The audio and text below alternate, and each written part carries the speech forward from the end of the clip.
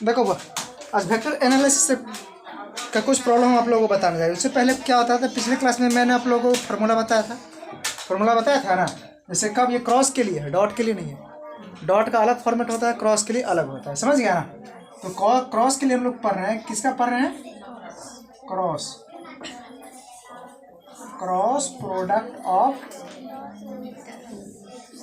To vector, समझ गया ना। तो क्रॉस के लिए क्या फॉर्मूला आया था? यही आया था ना, sine theta is equal to A cross B by. इसमें तुम लोगों को दो तीन कंडीशन बता दिए थे। क्या कंडीशन? ये बताए थे जो एक दूसरे पे लंब होगा तो क्या होगा, ये ना। हाँ, तो क्या बताए थे? तो कोई काम करके रिमाइंड करा देते तुम लोगों को ना। Then A perpendicular of B, समझ गया ना। ए परपेंडिकुलर ऑफ बी, इसके रिगार्डिंग क्या वैल्यू दिया था?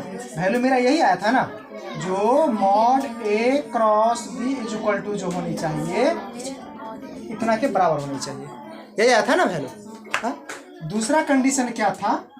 यही था, देन ए पैरेलल बी, मतलब ए पैरेलल बी, तब क्या होगा? मतलब ये पैरेलल बी कहने का मतलब क्या होगा? एक दूसरे का समानांतर। तो समानांतर कहने का मतलब वेक्टर एक ये है, जो ये वेक्टर क्वांटिटी ये ए है, और इसी के समानांतर ये होनी चाहिए, मतलब बी होनी चाहिए। तो इस कंडीशन में होगा जो इसका वैल्यू अगर इसको यहाँ पे एडजस्ट कर दे, इसी पे एडजस्ट कर दे, ये भी तो बी दिख रहा है ना।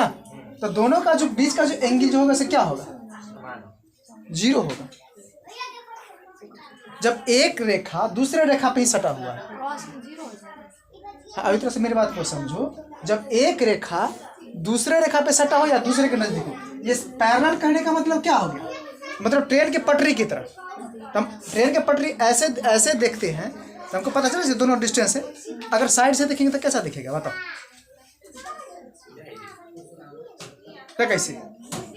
हम बीच पटरी पे खड़ा हुए थे तब ना हमको सीधा दिख रहा है, कोई इधर है कोई इधर है।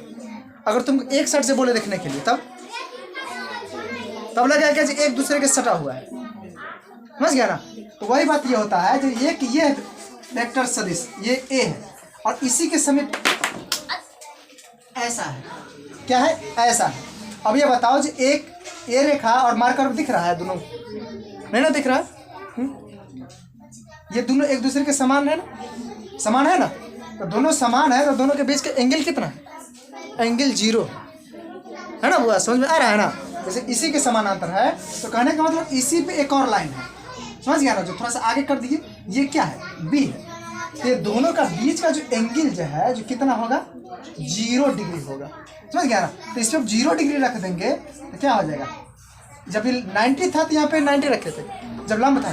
जब पैरेलल होगा तो कितना हो जाएगा? 0। तो ये साइन कितना हो जाएगा? 0 degree is equal to A cross B by mod A mod B. Suppose sine 0 का वैल्यू कितना होता है? 0 होता है ना। ये 0 हो जाएगा, इज इक्वल टू क्या हो जाएगा? हुआ, शोर नहीं करो, है ना। अब ये इधर आएगा तो 0 में कोई चीज़ से गुणा होगा तो क्या हो जाएगा? 0 हो जाएगा ना। मतलब इससे क्या शिक्षा मिला? शिक्षा हमको यही मिला, जो कोई भी सदिश अगर ए क्रॉस बी निकालते हैं ना, अगर उसका वैल्यू 0 हो जाता है ना, तो हम आँख मूंद के कहते हैं कि जो वो एक दूसरे पे क्या है? समांतर है। कोई दिक्कत इसमें? ये तो 3 तो क्लियर हो गया। अब चलो थोड़ा सा एग्जाम्पल लेके चलते हैं। अब पिटाई लगेगा तुम सबको, समझ गया ना। अब थोड़ा सा एग्जाम्पल लेके चलो। अब एक्सरसाइज क्या है? चलो एक्सरसाइज 10.4 का पहला क्वेश्चन क्या कह रहा है? जो क्वेश्चन कह रहा है ए इतना और बी इतना, तो ए क्रॉस बी निकाले। मतलब बोल रहा है ए बराबर दिया हुआ है, क्या दिया हुआ है? I minus 7j plus 7k, और b बराबर भी दिया हुआ है, क्या है? 3i minus 2j plus 2k। तो हमको दिखाने के लिए क्या बोल रहा है? a क्रॉस b बराबर क्या होगा? ऑब्जेक्टिव में तुमको ऐसे क्वेश्चन सेट कर देगा। जो क्वेश्चन ये सेट कर देगा, जैसे देखो, यदि ए क्रॉस बी बराबर 0 हो तो सदिश ए बी का क्या होगा? समांतर होगा कि लंब होगा कि इनमें से कोई नहीं कि दोनों? समांतर होगा। समझ गया ना? इसको मॉड में कभी कभी दे देता है, समझ गया ना? 0 तो क्या होगा? समझ आ गया ना? तो हमको क्या बोला है निकालने के लिए? ए क्रॉस बी का मात्रक।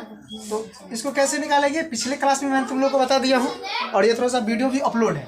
जैसे ए क्रॉस बी निकालने के लिए हम क्या काम करेंगे? पहले ए क्रॉस बी, तो ए का जो होगा ये जो है वेक्टर क्वांटिटी, समझ गया ना? उसको हम ऊपर लिख लेंगे आई जे के, और इसका ये वेक्टर क्वांटिटी का जो फैक्टर होगा वो नीचे। तो आई के साथ क्या है? 1 -7 और ये 7, 3 -2 2 हो गया ना? कोई दिक्कत? अब क्या काम करेंगे? बाई R1 ना या 2 R1 ना। अब R1 के सापेक्ष चल करेंगे ना, यही ना? तो क्या हो जाएगा? आई जब लेंगे तो ये वैल्यू और ये वैल्यू नहीं लिखा जाएगा। क्या हो जाएगा? -7 7 -2 2, और इसमें साइन रूल का फॉलो करना होगा डिटरमिनेंट की तरह। तो माइनस जे लेंगे तो ये और ये नहीं लिखा जाएगा। आ गया ना? तो सब दिख रहा है ना? वो भी ध्यान देते चलना। हो गया? फिर अब के लेंगे तो के क्या होता है? प्लस। जब 3 ऑर्डर का होता है तो plus minus plus minus plus minus plus minus plus minus, ये साइन रूल होता है। समझ गया ना? तो क्या हो जाएगा? प्लस के, और प्लस के लेंगे तो ये और ये नहीं लिखा जाएगा। तो 1 -7 3 -2, ये ना हो जाएगा। आई अब ये कितना हो जाएगा? -14, अब माइनस माइनस प्लस 14, फिर माइनस जे 2 एकम 2 और -21 प्लस के -2 और प्लस 21, यही ना? थोड़ा दिख रहा है नीचे, देखना तो ये क्या हो जाएगा? ये तो 0 माइनस जे, और ये कितना हो जाएगा? -19 ना, फिर प्लस के कितना हो जाएगा? +19 यही ना? अब इसी को थोड़ा सा ढंग से लिख देंगे। 0i minus minus plus 19j अब प्लस 19, ये हमको क्या आ गया हुआ? ए क्रॉस बी हमको आया है। समझ गया ना? अब फिर क्या निकलेगा? ए क्रॉस बी का मात्रा। समझ गया ना? चलो इधर देख लेते हैं, दिखता है ना? अब क्या हो जाएगा? फिर क्या काम करेंगे? ए क्रॉस बी, तो रूट अंडर और जो आई जे के का जो रहेगा ना फैक्टर, उसका स्क्वायर कर देंगे। क्या हो जाएगा? 0 का स्क्वायर प्लस 19 का स्क्वायर प्लस 19 का स्क्वायर। अब तो इसको कर लेगा, कर लेगा ना? 19 का स्क्वायर जो होगा इसको करके ऐड करके जो हो जाएगा वैल्यू, सो ही मेरा आंसर होगा। कोई दिक्कत? देखो वो अब तुम लोगों को क्या होता है, जब डॉट और क्रॉस में कुछ जो क्या डिफरेंट होता है उसके बारे में थोड़ा सा हम जानकारी दे देते हैं। ऐसे में एक फॉर्मेट बना लिए। इधर हम लिख लेंगे डॉट, और इधर क्या होता है? क्रॉस ना। मान के चलो कोई दो वेक्टर के बीच कंपेयर कर रहे हैं ना, जैसे ए वेक्टर कुछ हम मान लेंगे। चलो इसे मान लेते हैं A B and a vector ना, ए एंड बी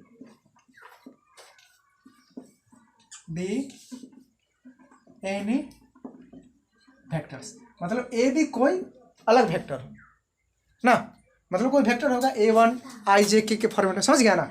अब इसमें देखो, जब A और B एक दूसरे पर लंब होगा, मतलब पहले तो हम I से शुरू कर देना, मतलब I और डॉट I बराबर J डॉट J बराबर K डॉट K बराबर क्या होता है? इसमें 1 होता है I में। किस में? डॉट में। अगर यही हो जाएगा I cross J, sorry I बराबर J क्रॉस J अब बराबर K क्रॉस K, तो इसके लिए क्या कंडीशन होता है क्रॉस में? हाँ 0 होता है। कोई दिक्कत? ये तो पहला हो गया। अगर दूसरा डिफरेंट कंजुगेट रहेगा, जैसे आई डॉट जे बराबर जे डॉट के इक्वल टू के डॉट आई, तो क्या हो जाएगा इसका 0।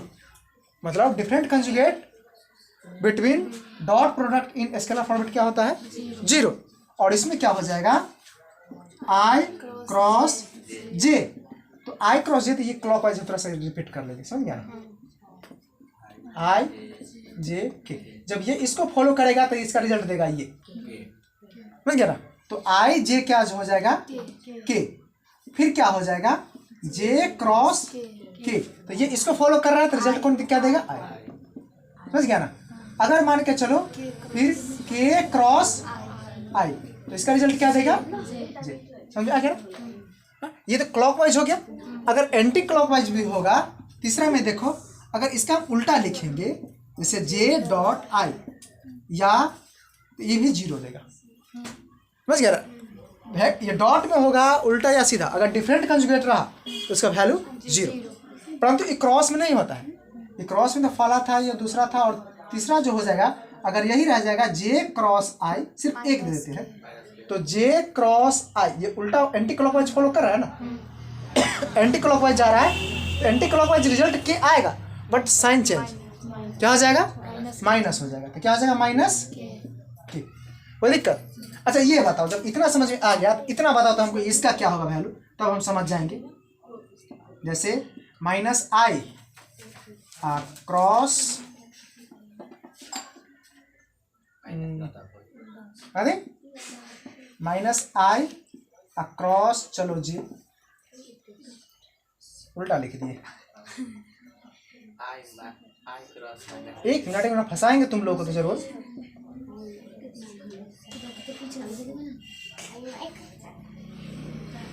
अच्छा बताओ माइनस जे बराबर क्या होगा क्रॉस के लिए, बताओ तो। बताओ, अगर ऑप्शन में सिर्फ यही दे दे जो माइनस जे बराबर क्या होगा, तो ऑप्शन में तुम लोग को देते हैं 4 ऑप्शन देंगे, ऐसा नहीं देंगे हम ऑप्शन देंगे। चलो इसके लिए ऑप्शन माइनस क्या हो जाएगा, जैसे मान के चलो जो 1 2 नंबर, दूसरा तीसरा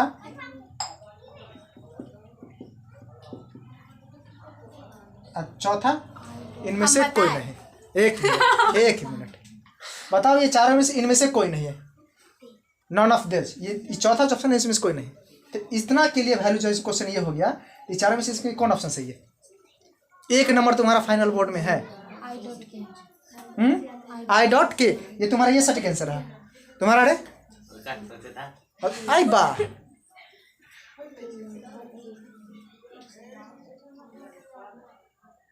बोलो चौथा में कुछ नहीं, इनमें से कोई नहीं। ई कौन है निशा, अरे बोतल, तुमको इतना भी समझ में नहीं है, जब माइनस जो दे रहा है तो ये, तो इसके अपोजिट एंटी क्लॉकवाइज भाग रहा है, तो मतलब आई क्रॉस के होगा, आई क्रॉस के जो ऑप्शन में है ये ना, है ना 2 नंबर, ये ना, हाँ आई क्रॉस के, ए हाँ लेट से खुलता है दिमाग, समझ में आया। हाँ ऐसे भी क्वेश्चन सेट कर देगा एग्जामिनर, कुछ नहीं कहा जा सकता है, समझ गया ना। तो तू यहाँ तो सोचेगा आई क्रॉस जे माइनस दे ले है क्या, समझ गया ना। चलो ये तो हो गया। अब देखो ये तो वैल्यू हो गया। अब तीसरा चौथा जो कंडीशन था, जो जैसे ए परपेंडिकुलर बी कब डॉट के लिए, तो उस कंडीशन में इसका रिजल्ट क्या होता था, जब ए परपेंडिकुलर बी हो तो ए डॉट बी बराबर क्या होगा, क्या करें जब एक दूसरे पे लंब हो कि एक, बताओ पक्का, हमको पता नहीं है,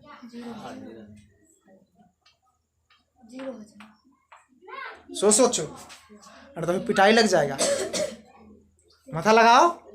जैसे ए परपेंडिकुलर बी हो तो ये 90 डिग्री पे बना रहा है ना, तो cos 90 का मान कितना होता है? 0 होता है कि 1 होता है?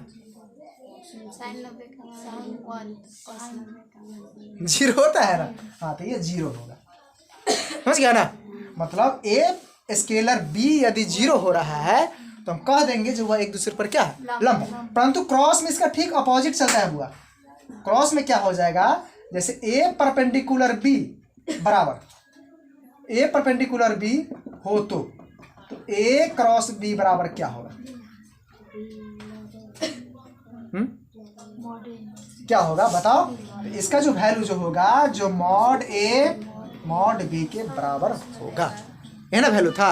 हाँ, फिर पांचवा कंडीशन क्या होता था, जो ए पैरेलल बी हो तो क्या होता था, मतलब ए डॉट बी जो कितने के बराबर होता था, मॉड ए मॉड बी के बराबर होता था। समझ गया ना, मतलब मॉड ए मॉड बी के बराबर होता था।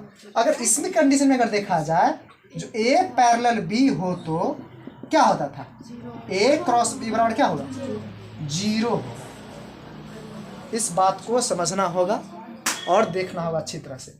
इसी में तुम्हारा डॉट और क्रॉस वेक्टर खत्म। कोई दिक्कत? चलो इसको डिफरेंट को थोड़ा सा नोट कर लो। देखो एक एग्जांपल लेते हैं, जो सदिश ए बराबर 2i प्लस 3j तथा b बराबर 4i minus 6j plus k। तो हमको दिखाना है क्या, तो ए बी एक दूसरे पे लंब है या नहीं ना। तो ए पैरेलल बी है या नहीं, जांचें। इस कंडीशन में हम क्या करेंगे, ये किसका हम पढ़ रहे हैं, क्रॉस का पढ़ रहे हैं, क्रॉस प्रोसेस पे जाएंगे। समझ गया ना, वहाँ पे दिया रहेगा, समझ गया ना। तो क्या हो जाएगा, अभी तो तुरंत हम बताए थे ना, अभी तुरंत जो ए पैरेलल बी तभी होगा जब ए क्रॉस बी क्या होनी चाहिए, 0 होनी चाहिए ना। तो हम डायरेक्ट निकाल लेंगे, जैसे ए क्रॉस बी पहले निकालेंगे तो ए के लिए क्या हो जाएगा, i j k 2 3 0 4 माइनस 6 1, यही ना। हाँ तो क्या हो जाएगा, आई लेंगे, हुआ शोर नहीं करो, आई लेंगे तो क्या हो जाएगा 3 0 माइनस 6 1 और माइनस जे लेंगे तो क्या हो जाएगा 2 0 4 1 और प्लस के लेंगे तो क्या हो जाएगा 2 3 4 माइनस 6, यही ना। क्या हो जाएगा आई माइनस 3 0 जे 2 0 प्लस के क्या हो जाएगा माइनस 12 और ये माइनस 12, ये क्या हो जाएगा 3i माइनस 2j माइनस 24, यही ना हो जाएगा। तो हमको दिखाना क्या हुआ, यही ना, हमको तो ये मालूम चल गया। हमको दिखाना क्या है, जो ए पैरेलल बी ना, तो ए पैरेलल बी के लिए तुम लोग कंडीशन बताए थे ना, जब ए पैरेलल बी हो तो क्या हो जाएगा, ए क्रॉस बी इक्वल टू 0 होनी चाहिए। समझ गया ना। तब क्या काम करेंगे, पहले अब ए क्रॉस बी का मात्रा का निकाल लेंगे, मॉड 3 का स्क्वायर अब प्लस माइनस 2 का स्क्वायर अब प्लस माइनस 24 का, ये कभी 0 नहीं होगा, होगा 0 नहीं ना, होगा 0। अरे कुछ ना कुछ वैल्यू तो देगा ही देगा ना। तो लिख देंगे लास्ट में क्या, अतः दी गई सदिश ना एक दूसरे के समांतर नहीं है ना, सदिश एक दूसरे के समांतर नहीं है ना। हो गया, कोई दिक्कत नहीं ना। चलो इसको नोट कर लो। चलो आज तक इतना ही। अगर ये वीडियो क्लिप सही लगे तो कृपया चैनल को जरूर सब्सक्राइब करें और लाइक बटन जरूर दबाएं, ताकि हमको ये हमको सही मिलता है, जो चलो मैंने जो आप लोगों को कुछ भी दिया वो सही दिया। चलो आज तक इतना ही।